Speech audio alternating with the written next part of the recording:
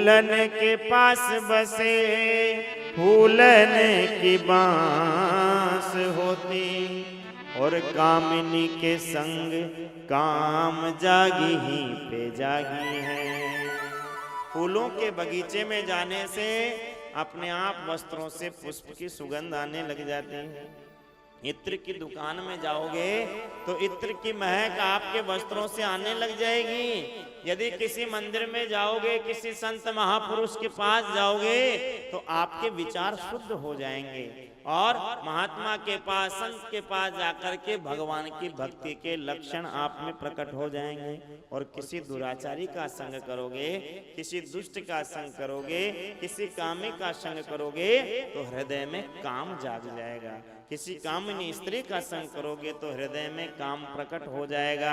इसीलिए संत कहते हैं, काजल की कोठरी में कैसो ही सयानो जाए, काजल की एक रेख लागी ही पे लागी है। काजल की कोठरी में कितनी भी सावधानी से जाया जाए, काजल की एक रेख अवश्य लग ही जाती है। इसलिए बुरे लोगों की संगत नहीं करनी चाहिए। और जित संगो जितेंद्रियः, चौथे नंबर पर अपने इंद्रियों को जीतने का प्रयास करो। ये जो हमारी इंद्रियां हमें अपनी ओर आकर्षित कर रही है, इंद्रियों के वशीभूत होकर के हम कुछ भी कर रहे हैं, कुछ भी खा रहे हैं, कुछ भी देख रहे हैं, कुछ भी सुन रहे हैं, कुछ भी स्पर्श कर रहे हैं। इंद्रियों को जब हम जीतेंगे, इंद्रियां जब हमारे वशीभूत होगी, तब महाराज ये चारों साधन के बाद स्थूले भगवतो रूपे मन संधार ये दिया, फिर भगवान के स्थूल रूप का दर्शन करें, भगवान का ध्यान में चिंतन करें। ध्यान में भगवान के सबसे पहले चरणों का दर्शन करें। ध्यान दीजिए, सबसे पहले भगवान के चरणार बिंदों का दर्शन करना चाहिए।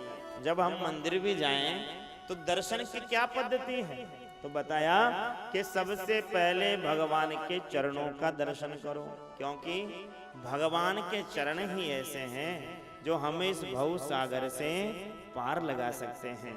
भगवान के चरणों में वो शक्ति है कि हमारे समस्त कष्टों का निवारण कर सकते हैं।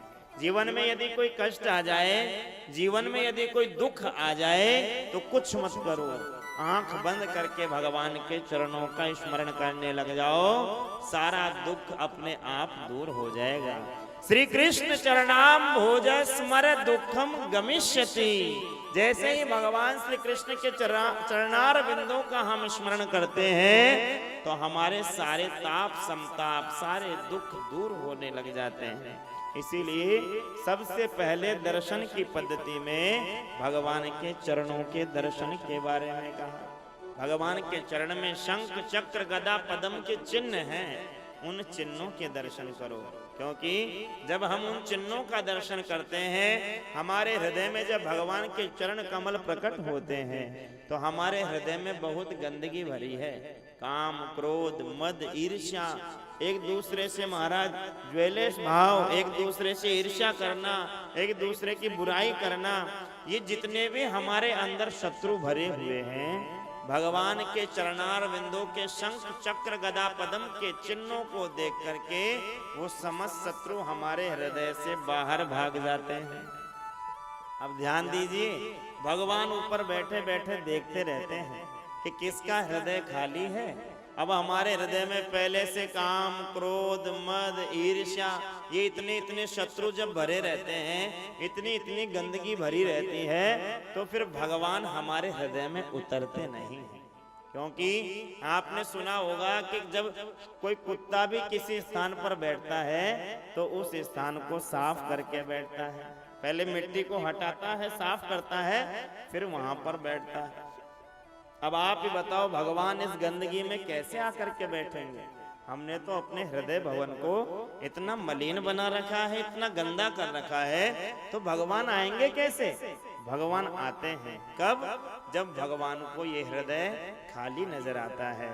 और ध्यान दीजिए, खाली कोई जमीन पड़ी हो तो भूमाफिया भी उस पर कब्जा कर लेते हैं। जमीन को खाली नहीं रहने देते।